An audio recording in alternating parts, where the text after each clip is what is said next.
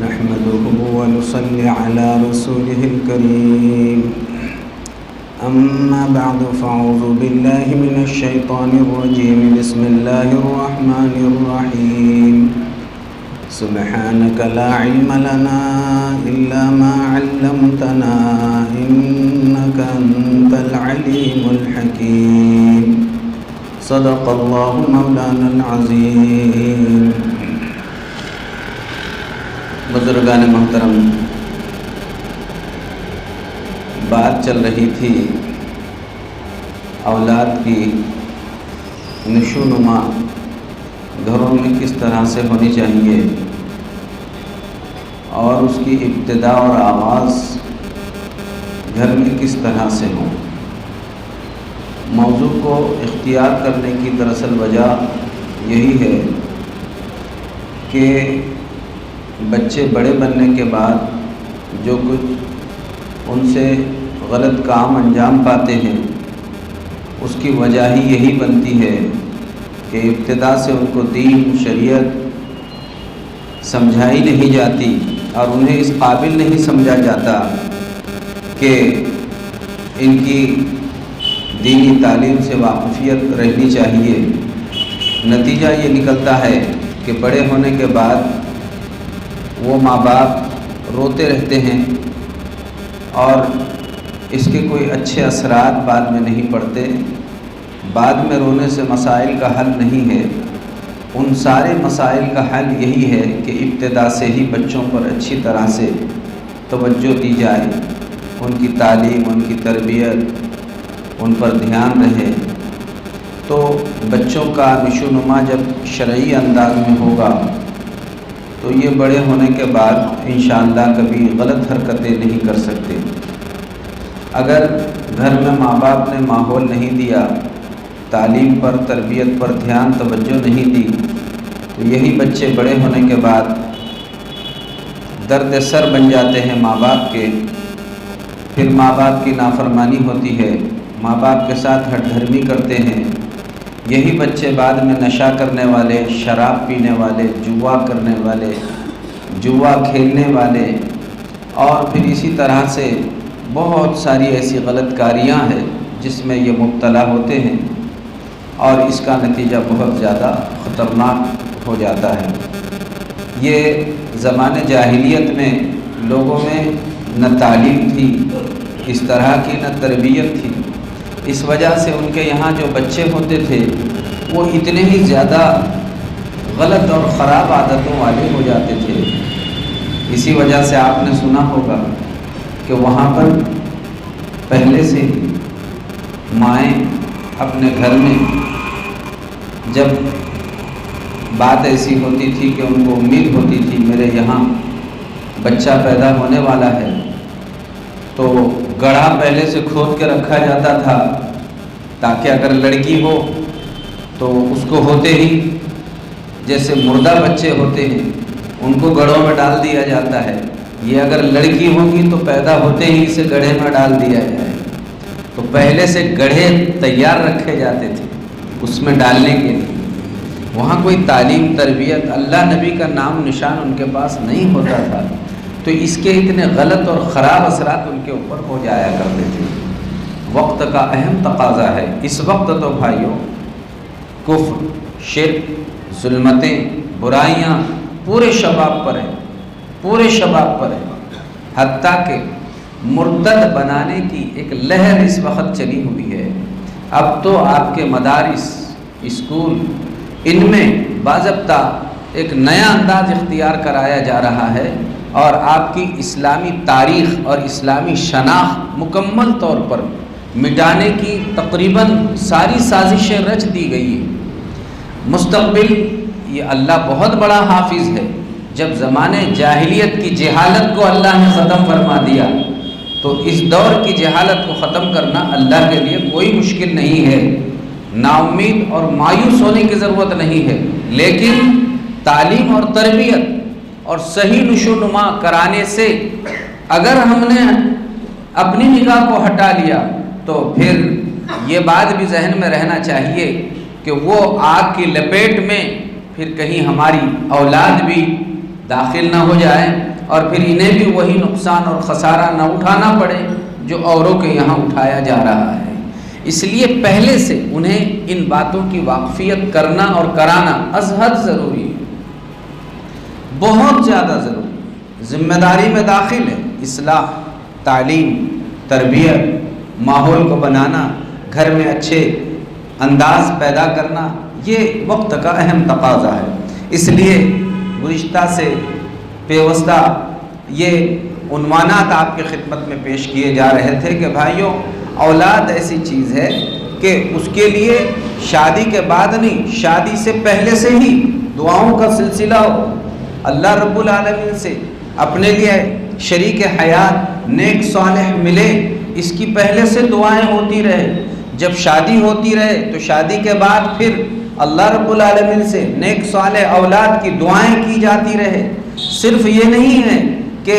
ہم اولاد مانگے، بلکہ نیک صالح اولاد کی دعا مانگتے رہیں، اور جیسے ہی اولاد ہو گئی تو پھر دعا کرنا چھوڑ دیں، ایسا نہیں ہے، بلکہ اولاد ہونے سے پہلے بھی دعائیں مانگنا ہے۔ رب ہب لی من الصالحین، رب ہب لی من الصالحین، ربنا هب لنا من ازواجنا وذرياتنا قرة اعین واجعلنا للمتقین اماما۔ پہلے سے دعائیں مانگی جائے نیک صالح اولاد ہونے کی۔ جب اولاد ہو جائے تو پھر اولاد ہونے کے بعد دعا کرنا بند نہیں کرنا ہے، بلکہ ماں باپ کی ذمہ داری ہے زندگی بھر اپنی ہر دعا میں اپنی آل اولاد کو یاد رکھے۔ حضرت مریم کا واقعہ اللہ رب العالمین نے قرآن کریم میں بیان فرمایا ہے کہ حضرت مریم نے پہلے تو اللہ رب العالمین سے دعا مانگی اولاد کے لیے، دعا مانگتی رہی، اور جب اللہ رب العالمین نے دعا قبول فرما لی اور ان کی دعا قبول ہونے کے سلسلے کے بعد جب ان کے یہاں اولاد ہوئی تو دعا کرنا بند نہیں کیا، بلکہ جب اولاد ہو گئی تو اللہ رب العالمین سے پھر دعا فرما رہی ہے، انی اعیذھا، اللہ سے دعا کر رہی ہے کہ میں اللہ آپ کے پناہ میں دیتی ہوں اس بچی کو، وذریتھا، اور اس کی اولاد کو بھی، من الشیطان الرجیم، شیطان رجیم سے۔ اب اندازہ لگائیے حضرت مریم نے جو دعا فرمائی خالی اب ہونے والی اولاد کے ہی لیے دعا نہیں فرمائی، بلکہ فرماتی ہے کہ اللہ میں دعا کر رہی ہوں تو میری دعا کا محصل یہ ہے کہ اس دعا میں مجھے اولاد بھی ہو، اور جب یہ اولاد ہو گئی تو اب اولاد کو تو دے ہی رہی ہوں تیرے پناہ میں، اولاد کی اولاد کو بھی میں تیرے پناہ میں دیتی ہوں، اولاد کی اولاد کو بھی تیرے پناہ میں دیتی ہوں۔ انی اعیذھا وذریتھا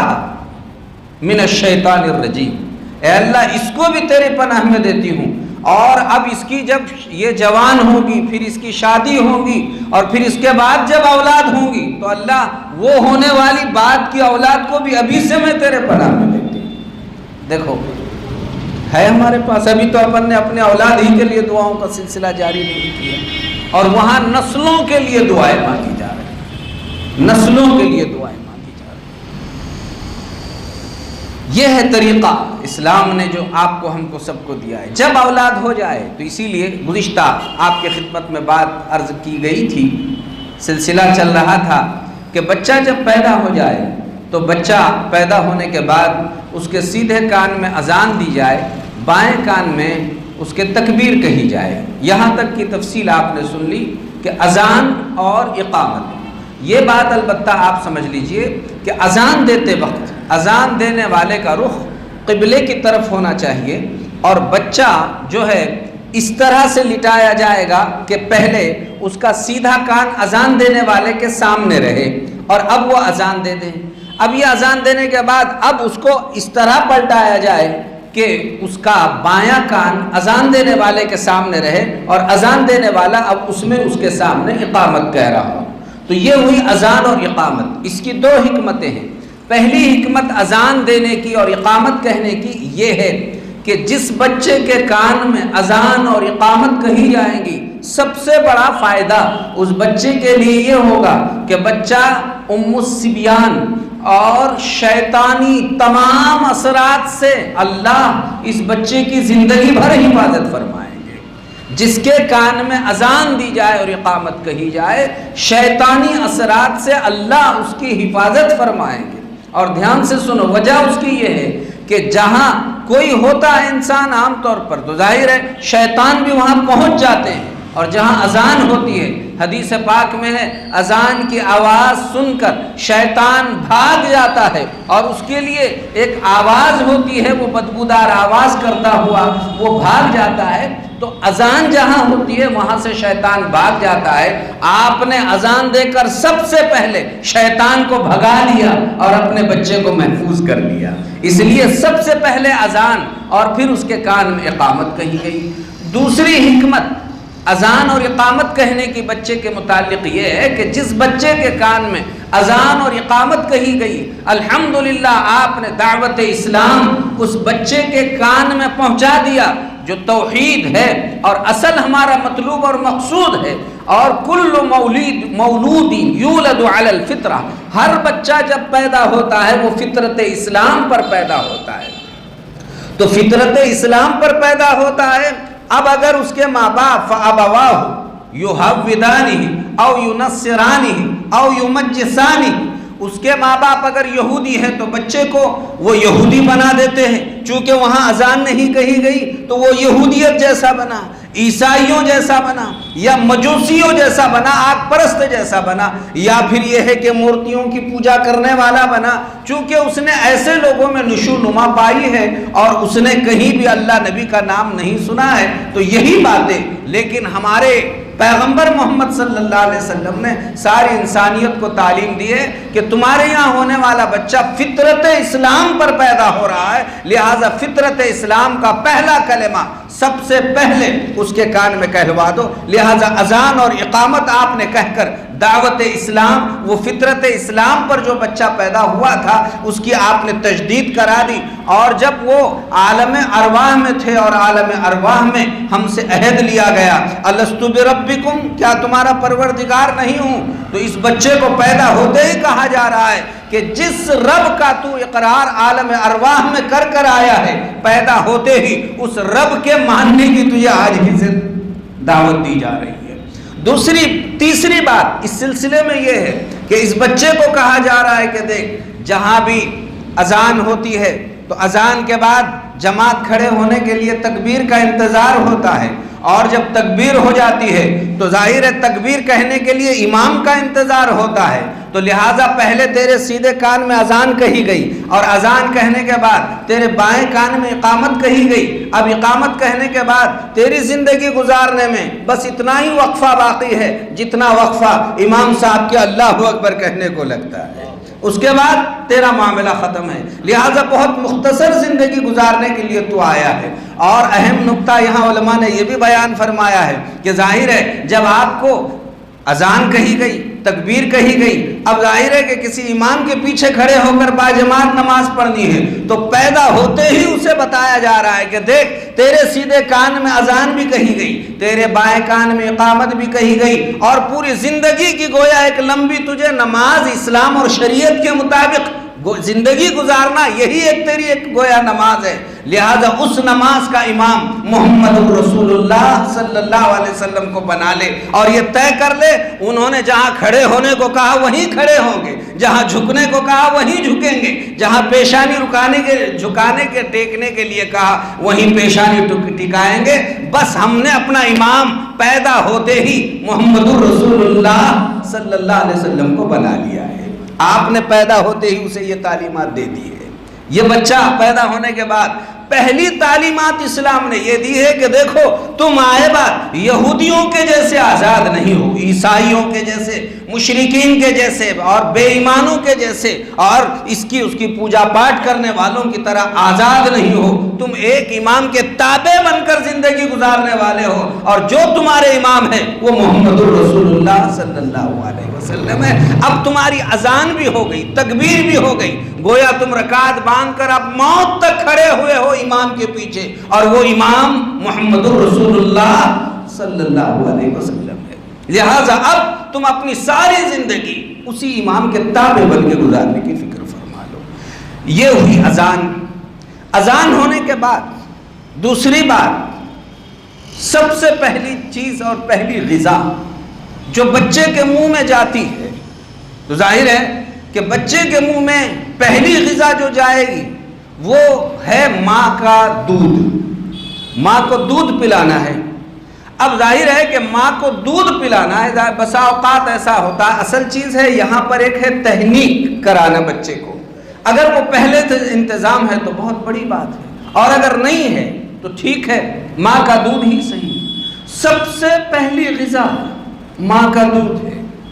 اور ماں جو ہے پہلے ہی اپنی حیرانی پریشانی میں رہتی ہے، لیکن ماں کو بھی یاد دلایا جا رہا ہے ظاہری اعتبار سے اگرچہ تو ناپاک ہے، نماز پڑھنے کے لائق قابل نہیں ہے، لیکن تیری زبان اتنی ناپاک نہیں بنائی گئی کہ تو اللہ کا نام نہیں لے سکتی ہے۔ ایسے حالت میں بھی تجھے اللہ کا نام لینا ہے، اللہ کا نام لینا ہے، اللہ کا نام لینا ہے۔ اللہ کا نام ایسی دولت ہے کہ اس کے لیے نہ وضو ہے،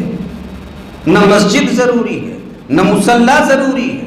آپ جب اور جہاں اور جس حالت میں ہے، ہر حالت میں آپ کو اللہ کا نام لینا ہے۔ لہذا اس عورت کو کہا جا رہا ہے تجھے اللہ کا نام تو لینا ہے۔ لہذا اگر عورت ایسی ناپاکی کی حالت میں ہے تو اسے کہا جا رہا ہے بھولنا مت۔ سب سے پہلی بات تیری یہ ہو رہی ہے کہ تو اپنے بچے کے منہ میں سب سے پہلی غذا دے رہی ہے، تو اپنا دودھ پلا کر اس کا نشو نما کرنے والی ہے، تو یہ ثابت کر کے بتا کہ تو ایک ایسے بڑی شخصیت اور امام کی اقتداء میں اپنی زندگی گزارنے والا ہے۔ تو اب ظاہر ہے اس کے لیے تجھے قوت اور طاقت کی ضرورت ہے، تو وہ قوت اور طاقت کے لیے تجھے جو غذا دی جا رہی ہے، سب سے پہلے ماں کو چاہیے کہ اپنے چھاتی سے لگانے سے پہلے وہ کہے بسم اللہ الرحمن الرحیم، اور اب دودھ پلانا شروع کر دے اپنے بچے کے لیے۔ ماں کو کہا جا رہا ہے تو کھانا کھا رہی ہے تو تو کہے بسم اللہ الرحمن الرحیم، اور پھر منہ میں لقمہ ڈال، اور تیرے بچے کو اگر دودھ پلا رہی ہے تو پہلے کہے بسم اللہ الرحمن الرحیم، اور پھر اپنے بچے کو دودھ پلانا شروع کر دے۔ اس کے بعد اب ظاہر ہے کہ یہ عمل کچھ دیر رہتا ہے، اس لیے اسے خاموش نہیں کہا گیا۔ اسے بہتر شکل یہ ہے کہ ایسی عورتوں کو چاہیے وہ 3 کام کریں۔ دودھ پلانے والی عورتیں ہر دودھ پلانے کے وقت 3 کام کریں۔ نمبر 1، وہ حالانکہ ناپاکی کی حالت میں ہے، اس میں کوئی حرج نہیں ہے، اگر وہ ہر وقت وضو کر سکتی ہے تو وضو کر لینا چاہیے، چاہے وہ ناپاکی کی حالت میں ہو۔ ایک بات یہ ہے باوضو حالت میں رہے۔ نمبر 2، دودھ پلاتے وقت وہ اپنے سر کو ڈھانپ لے، کھلا سر نہ رکھے، اور وہ اپنے بچے کو یہ بتا دے کہ بیٹا دیکھ میرا آئینہ جو تو عالم ارواح میں دیکھ کر آیا، اور اب جو میرے چہرے پر تو اپنی نگاہ ڈال رہا ہے، بڑا ہونے کے بعد اسی چہرے پر دیکھنے پر تجھے اللہ حج کا ثواب عطا فرمانے والے ہیں۔ اس لیے ایک تو تیری نگاہ میرے چہرے پر اور میری نگاہ تیرے چہرے پر، تو ظاہر ہے تیرے معصومیت کا نور میرے اندر اور میرے معصومیت اور ذکر و فکر کا نور تیرے اندر منتقل ہو جائے۔ اس لیے میں نے اپنے آپ کو ایسا بنایا ہے جیسا اللہ رسول چاہتے ہیں، لہٰذا میرے سر پر دوپٹہ ہے، اب سر پہ دوپٹہ۔ تیسرا کام، دودھ پلاتے وقت اسے بولنا چاہیے بسم اللہ الرحمن الرحیم، بیٹا پی لو۔ چوتھا کام، جب تک بچہ دودھ پیتا رہے کچھ نہ کچھ اللہ کا وہ ذکر کرتی رہے، اللہ نبی کا نام لیتی رہے، لا الہ الا اللہ، سبحان اللہ، الحمدللہ۔ اپنی صبح کی جو تسبیحات ہوتی ہے وہ تسبیح پڑھ لیا کرے، شام کی تسبیحات پڑھ لیا کرے، اس وقت کوئی درود پاک پڑھ لیا کرے، کوئی ذکر فکر کر لیا کرے۔ یہ بچے کا اچھے ماحول میں نشو نما ہو رہا ہے اللہ کی یادوں کے ساتھ۔ پہلی مائیں جب اس طرح کا معمول کرتی تھی تو اللہ تعالیٰ ان کی گود میں لوگ بچے دیکھتے تھے، فرشتے ان کے گود میں اولیاء اللہ دیکھا کرتے تھے۔ وہ اللہ کا نام لے لے کر اپنے بچے کا ذہن پہلے سے منتقل کرا دیا کرتی تھی، اور یہی باتیں اس بچے میں چلے، بچہ رونے لگے، اللہ کا نام یاد دلا دلا کر اس کی ذہن سازی، یہ ماں کی ذمہ داری میں داخل ہے۔ اب اس کے بعد ہمارا بچہ اسی طرح نشو نما کر رہا ہے، اب موقع ملے تو تحنیک یہ ایسا عمل ہے بھائیوں، آج تقریباً لوگوں نے اسے چھوڑ دیا ہے اور اس پر عمل نہیں ہوتا ہے۔ تحنیک پیارے رسول صلی اللہ علیہ وسلم کے زمانے میں صحابہ رضوان اللہ تعالیٰ علیہم اجمعین اپنے بچوں کو اللہ کے رسول کی خدمت میں لایا کرتے تھے۔ یؤتی بالصبیان، بچوں کو پیارے رسول کی خدمت میں لایا جاتا تھا، اور آتے وقت وہ اپنے ساتھ کھجور یا کوئی میٹھی چیز لایا کرتے تھے۔ تحنیک کسے کہتے ہیں؟ تحنیک یہ ہوتی ہے، ہمارے یہاں کی اصطلاح میں گھٹی دینا کہتے ہیں۔ یہ گھٹی دینے کا بہت بڑا اثر ہوتا ہے۔ میں پہلے گھٹی دینے کو شرعی عمل نہیں سمجھتا تھا، لیکن اصطلاحات الگ الگ ہوتی ہے۔ عام لوگ اسے گھٹی دینا کہتے ہیں، اور اسی کا اصل نام شریعت کے اصطلاح میں تحنیک ہے۔ وہ گھٹی دینا اور تحنیک جو ہے، دراصل بات یہ ہے کہ کھجور یا اس جیسی کوئی میٹھی چیز کسی اللہ والے کے پاس لائی جائے، اور یاد رکھو بسا اوقات اللہ والے کوئی بڑے عالم دین آئیں ہمارے ذہن نصیب، اور اگر یہ نہ ملے کوئی اللہ والی خاتون صحیح عمر رسیدہ تہجد گزار پارسا نیک خاتون ہے، وہ بھی اس مقصد کے لیے بہت حد تک معین اور مددگار ثابت ہو سکتی ہے۔ حضرت عبداللہ ابن زبیر رضی اللہ تعالیٰ عنہ کی والدہ فرماتی ہے کہ سب سے پہلے مدینہ ہجرت کر میں جب آئی تو قباء ہی میں قیام تھا، اور وہیں پر میری ولادت ہوئی، اور مجھے یہ پہلا بچہ مدینہ طیبہ میں پیدا ہوا تو اللہ کے رسول کی خدمت میں پیش کیا گیا۔ پیارے رسول صلی اللہ علیہ وسلم نے اس میں جو ہے کھجور چبا کر اس کے منہ میں ڈالی، اور پھر اس کے حق میں برکت کی دعا ارشاد فرمائی۔ اور بچے جب بھی لائے جاتے تھے یہ دو عمل ہوتے تھے۔ تو دھیان رکھیے، تحنیک کا مقصود یہ دو باتیں ہیں۔ ایک یہ ہے حصول برکت، کہ برکت ملے، میرے معصوم بچے کو برکت ملے، حصول برکت۔ اور دوسرا مقصد تحنیک کا یہ ہے، حصول برکت کے ساتھ اللہ والے کی میرے معصوم بچے کو دعا ملے۔ حصول برکت، اب ظاہر ہے کوئی اللہ والا، اس کے پاس جب آپ کھجور دیں گے وہ چبائے گا، اور چبا کر اپنا تھوک اس میں ملائے گا، اور ملانے کے بعد تھوک ملی ہوئی یہ کھجور جب یہ بچے کے منہ میں جائے گی تو بچہ اسے چوستا رہے گا۔ اسی لیے کھجور کا طریقہ یہ ہے کہ کوئی اللہ والا اس کو چبا دے، اپنا تھوک ملا دے، اور تھوک ملا کر اپنے منہ سے تھوک ملی ہوئی وہ کھجور اس طرح سے پیسی ہوئی گویا دونوں دانتوں میں، اور تھوک ملی ہوئی اپنی شہادت کی انگلی پر لیں، اور بچے کے تالو پر یعنی اوپر والے جبڑے پر یہاں پر اس کو لگا دیں، تاکہ بچہ آہستہ آہستہ اس کو چوستا رہے، اور چوس کر ان کے تھوک کا رس جو ہے وہ بچے کے پیٹ میں منتقل ہوتا رہے۔ اب اس میں دو فائدے ہیں۔ ایک فائدہ یہ ہے، اللہ والوں کا جب تھوک اس بچے کے منہ میں میٹھی چیز کے ذریعے سے جائے گا، بعد میں یہ بچہ بھی وہی اللہ والے کے نقش قدم پر چلنے والا بنے گا۔ اور دوسری بات یہ ہے کہ اس کے مسامات اور نسیں اس کو چوس کر کھل جائے گی، تو ماں کا دودھ اچھی طرح پینے کے لائق اور قابل یہ بچہ بن سکے گا، اور پھر اس کا دماغ جو ہے کھل جائے گا، اور دماغ کی نسیں اس کی اچھی طرح سے کھل جائے گی۔ اس لیے پہلی مرتبہ بچے کی تحنیک کرانا چاہیے۔ اللہ کے رسول صلی اللہ علیہ وسلم کی خدمت اقدس میں بچوں کو لایا جاتا تھا، باضابطہ اہتمام ہوتا تھا، اور پیارے رسول ہر بچے کی تحنیک فرماتے تھے، اور اس میں دو مقصد بتایا۔ پہلا مقصد یہ ہے کہ حصول برکت، یہ اللہ والوں کا تھوک میرے بچے کے منہ میں جائے تاکہ میرا بچہ بھی ان کے جیسا اللہ والا بن جائے۔ اور دوسرا مقصود یہاں پر دعاؤں کا حاصل کرنا ہے کہ ان اللہ والوں کی دعائیں ملے گی، تو اللہ کے نبی ان کے لیے حصول برکت کے طور پر تھوک بھی ملا کر دیا کرتے تھے، اور دوسری بات یہ ہوتی تھی کہ آپ خوب دعائیں دیا کرتے تھے۔ اس لیے مسلمانوں، جہاں بھی جس کو جب بھی اولاد پیدا ہو جائے، آپ اپنے علاقے میں، پہلے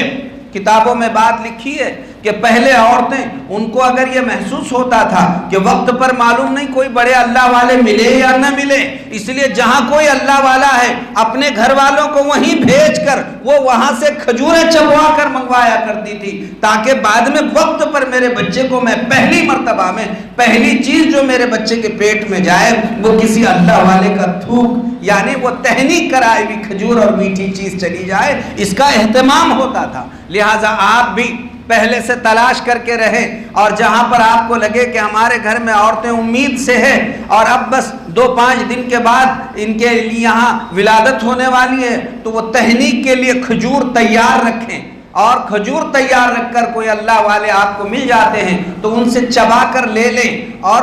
اس کو عام طور پر یہ بھی بات ذہن میں رکھیں، ہم کسی بھی چیز میں بس ایسے ہی رکھ دیتے ہیں، یا تو کوئی برتن ہو یا ایک پنی وغیرہ جیسی چیز میں اس کو، جس میں وہ محفوظ رہ سکے، صحیح سالم رہ سکے، اور اتنے زیادہ پہلے نہ رکھے کہ اس میں کوئی بدبو یا کوئی ایسی چیز پیدا ہو سکے۔ اس لیے ان ساری باتوں کا خیال کر کے اپنے بچے کے لیے باضابطہ تحنیک کا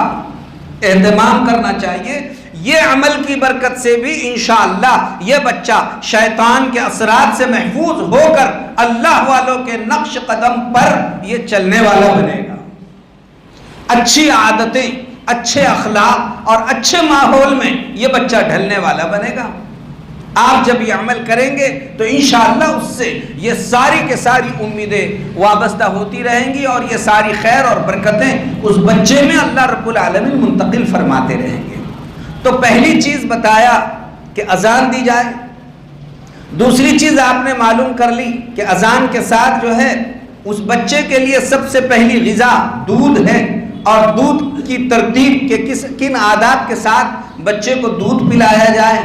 اور تیسری چیز آپ کو بتائی گئی تحنیک، کہ اپنے بچے کی تحنیک کرائی جائے، اور تحنیک کا طریقہ آپ کی خدمت میں پیش کیا گیا، تاکہ اس تحنیک والے طریقے کے مطابق آپ کا بچہ جب نشو نما پائے گا تو پھر انشاءاللہ یہ بڑا ہونے کے بعد یہ 1000 سال جیے اور اللہ اسے ایسی زندگی عطا فرما دے، یہ کبھی آپ کا درد سر نہیں بنے گا، اور یہ دوسروں خود کو اور دوسروں کو تباہ اور برباد کرنے والا نہیں بنے گا۔ تو یہ نیک صالح ماحول اور معاشرہ جن گھروں میں دیا جاتا ہے بچوں کو، تو ان کے یہاں یہ کیفیات پیدا ہو جاتی ہیں۔ اب اسی کے ساتھ جب بچہ ہمارا 7 دن کا ہو جائے، 7ویں دن بچہ چلا جائے،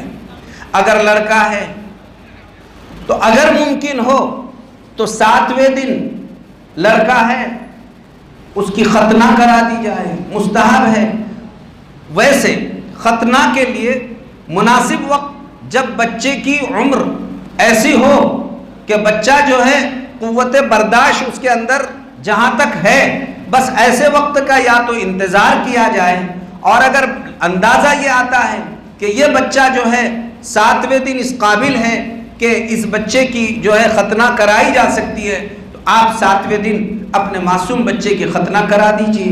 ختنہ کرانے میں 7ویں دن بھی بچے کی ختنہ کرائی جا سکتی ہے، اس میں کوئی مسئلہ نہیں ہے، اور اہم بات یہ ہے کہ یہ ختنہ کرانے کی برکت سے یہ بچہ جو ہے پاک صاف ہوگا، اور ساری گندگیوں سے یہ پاک صاف رہے گا، صحیح سالم رہے گا، اس کی نشو نما اچھی ہوگی۔ فطرت اسلام میں 10 چیزیں اللہ کے رسول صلی اللہ علیہ وسلم نے بیان فرمائی ہے، اور ان 10 چیزوں میں ختنہ بھی ہے، الختان، اور 4 چیزیں 4 من سنن المرسلین میں بھی اس کو بیان فرمایا گیا، لیکن 10 چیزیں یہ تو متفق علیہ ہے، لہذا اس فطرت میں فطرت اسلام میں جو 10 چیزیں بیان کی گئی ہے اس میں الختان، ختنہ کرنا، یہ تمام انبیاء علیہ السلام کی سنت رہی ہے، اور بعض ہمارے انبیاء علیہ السلام مختون ہی پیدا ہوئے ہیں، یعنی ختنہ والی حالت میں، لہٰذا اگر ہمارے زمانے میں بھی کسی کے یہاں بچہ مختون پیدا ہوا، ختنہ کیا ہوا ہی پہلے سے ہی، وہ اگر ولادت ہی اس حالت میں ہو گئی ہے تو دوبارہ ختنہ کرنے کی بچے کی ضرورت نہیں ہے، اس کی ختنہ ہو گئی ہے اور بس یہ کافی ہے۔ بات یہ ہے، اور اگر ختنہ شدہ تو ہے لیکن جتنا حصہ ختنہ ہونی چاہیے اگر ایسی نہیں ہے تو اس کی مکمل ختنہ کی ترتیب بنا دی جائے، اور جو مختون ہے بس وہ مختون ہے، ختنہ شدہ ہے، اس میں کوئی مسئلہ نہیں ہے۔ حضرت ابراہیم علیہ السلام یہ اللہ ہی کے طرف سے مختون پیدا ہوئے۔ ہمارے پیارے رسول صلی اللہ علیہ وسلم کے بارے میں دونوں طرح کی روایات ہیں۔ ایک تو یہ ہے کہ آپ صلی اللہ علیہ وسلم مختون ہی پیدا ہوئے، یعنی پہلے سے ہی ختنہ شدہ پیدا ہوئے، اور ایک قول یہ ہے کہ نہیں، اللہ کے رسول صلی اللہ علیہ وسلم کا ختنہ جو ہے بعد میں آپ کے دادا نے کروایا ہے، اور پھر آپ صلی اللہ علیہ وسلم کا جو ختنہ ہوا ہے، آپ صلی اللہ علیہ وسلم کی ختنہ جو ہے اس وقت ہوئی ہے۔ ایک قول یہ ہے کہ جب آپ حضرت حلیمہ سعدیہ کے یہاں تھے اور آپ کا شق صدر ہوا ہے اور سینہ مبارکہ کا جب شق کیا گیا ہے، اسی دوران آپ کی ختنہ بھی کرا دی گئی اور اسی وقت یہ دونوں کام مکمل کر دیے گئے۔ بہرحال اللہ کے رسول صلی اللہ علیہ وسلم کے ختنہ سے متعلق دونوں طرح کی روایات موجود ہیں۔ جو بھی طریقہ کار ہو، اپنے لیے اس میں ہم کو اور زیادہ سہولت پیدا ہو گئی کہ جن کے یہاں ختنہ ہوئے ہوئے بچے پیدا ہو گئے بس وہی ان کی ختنہ ہے، اور اگر ختنہ نہیں ہوئی ہے تو بچے میں اگر 7ویں دن اگر اس میں طاقت ہے، استعداد ہے، صلاحیت ہے، آپ 7ویں دن کیجئے، ورنہ آپ کو آئندہ ایسا لگتا ہے کہ 7ویں دن نہیں کر سکتے، بچہ کمزور ہے، تو آپ جیسی مدت لینا چاہیں مدت لے سکتے ہیں۔ آئندہ کب تک کیا جائے؟ جب لگے کہ اب اس میں تحمل، قوت، طاقت پیدا ہو گئی ہے، تو اب ایسے موقع پر زیادہ بڑی عمر کی طرف نہ جانے دیا جائے، بلکہ جب تک اس میں اس طرح کی حیثیت ہے بس اس سے پہلے بعض علماء نے آخری عمر 9 سال تک بتائی ہے اور 13 سال تک کی بھی گنجائش بتائی گئی ہے، لیکن یہ اس صورت میں ہے جبکہ بچے میں اتنی صلاحیت اور طاقت ابھی برداشت کرنے کی نہیں ہے، ورنہ جب ایسی طاقت پیدا ہو جائے جتنا ممکن اور جلدی ہو سکے ختنہ کر ڈالنا چاہیے۔ اسی لیے ختنہ کرنا یہ جو ہے سنت عمل ہے، ختنہ کرنا سنت ہے، لیکن ایسی سنت ہے جس کا درجہ یہ ہے کہ اگر کوئی شخص اسے سنت سمجھ رہا ہے لیکن جان بوجھ کر نہیں کر رہا ہے تو ایسے لوگوں کے حق میں یہ واجب کے درجے میں چلے جاتی ہے۔ اس لیے یہ شعائر اسلام میں داخل ہے، ختنہ کرنا شعائر اسلام میں سے ہے، لہذا ختنہ کو اہمیت دی جائے، اور ماشاءاللہ اسی لیے اللہ کے رسول صلی اللہ علیہ وسلم نے یہ فرمایا ہے کہ پیدائش کے وقت جیسے ہم غیر مختون بغیر ختنہ کے پیدا ہوئے ہیں، میدان محشر میں بھی جب جمع ہوں گے تو ہم پہلے ہی حالت میں میدان محشر میں بھی جمع ہو رہے ہوں گے۔ لہذا اس شعائر اسلام کو ہر مسلمان نے اپنانے کی ضرورت ہے، اور اس میں زیادہ تاخیر کرنے کی ضرورت نہیں ہے، اور یہ عمل پر زیادہ ڈھول باجے تماشے اور اس طرح بڑی بڑی دعوتیں اور اس طرح کا معمول یہ سب غیر شرعی عمل ہے۔ ہمیں چاہیے کہ سنت آپ نے ادا کی، اس خوشی کو اگر آپ کو انجام دینا ہے، اس مقصد کے لیے اسلام نے خوشی ادا کرنے کے لیے 7ویں دن عقیقہ قرار دیا ہے۔ عقیقہ کس طرح ہونا چاہیے اس کی انشاءاللہ تمام تر تفصیلات آئندہ جمعہ آپ کی خدمت میں عرض کی جائے گی، اور اس کی ساری تفصیلات آپ کی خدمت میں پیش کی جائے گی کہ بچے کا عقیقہ کیسے ہونا چاہیے، سر کے بال کس طرح سے نکالے جاتے ہیں، چاندی کس طرح تقسیم کی جانی چاہیے، لڑکے کے لیے کتنے بکرے، لڑکی کے لیے کتنے بکری ہونا چاہیے، اور پھر کب تک کیا جا سکتا ہے، اس کا نام کس طرح سے رکھنا چاہیے، کب تک رکھا جا سکتا ہے، انشاءاللہ یہ ساری تفصیلات آئندہ جمعہ عرض کی جائیں گی۔ یہ سب باتیں عرض کرنے کا مقصود بھائیو یہ ہے کہ ہم سنت، شریعت، دین، اسلام اپنے گھروں میں اور اپنے زندگیوں میں اپنانے کی فکر فرما لیں، اور قوموں کو یہ بتا دے کہ الحمدللہ ہم ایسے مذہب کے ماننے والے ہیں کہ جس کے امام پہلے سے مقرر اور متعین ہے، ہم انشاءاللہ لمحہ لمحہ زندگی کا ہر موڑ بس سنت رسول اللہ کے مطابق گزاریں گے، ہمارے نفس کا اور کسی کا ہمارے اندر کوئی دخل نہیں ہوگا، ہم ایسے فقیر نہیں ہیں یہودیوں کے جیسے، ہم ایسے محتاج نہیں ہیں عیسائیوں کے جیسے، ہم ایسے مسکین نہیں ہیں مشرکین اور کافرین کے جیسے کہ دوسروں کے سامنے دامن بھیک پسارے ہوئے ہو کہ تمہارا کچھ طریقہ ہم کو دے دو تاکہ اس کے جیسے ہم بنیں، جیسے کہ آج کل اچھال کود کرنے والے ہر سال سالگرہ منا کر برتھ ڈے منا کر رسومات اور جہالتوں کو اپنا کر اس قسم کی غلط کاریاں انجام دے رہے ہیں، گویا وہ اپنے آپ کو فقیر اور مسکین اور محتاجوں سے بدتر بنا کر اپنے آل اولاد کو غیروں کے جھولیوں میں ڈال رہے ہیں۔ اور انہوں نے آج دنیا میں دوسروں سے بھیک مانگ کر طریقے اپنے آل اولاد کے لیے اپنائے، کل قیامت کے دن دیکھو دھیان سے سنو اس جملے کو، انہوں نے غیر اقوام کے طریقوں کو اپنے گھروں میں لا کر کھڑا کر دیا، کل قیامت کے دن اللہ جہنم کے کٹھڑے میں ان کے گھر کو ان میں لے جا کر کھڑا کرنے والا۔ اللہ اپنے فضل سے ہم سے حفاظت فرما دے۔ اس لیے اس درد کو سمجھیے بھائیوں، اور ابتدائی سے نشونما اسلامیات اور شریعت کے دائرے میں کرنے کی فکر کریں۔ اللہ رب العالمین شریعت اور سنت کے مطابق زندگی کا ہر لمحہ ڈھالنے کی ہم سب کو توفیق ارزانی مرحمت فرمائے۔ وآخر دعوانا الحمدللہ رب العالمین۔ سنتیں پڑھ لیجئے، جنہوں نے سنتیں نہیں پڑھی ہے سنت پڑھ لیجئے۔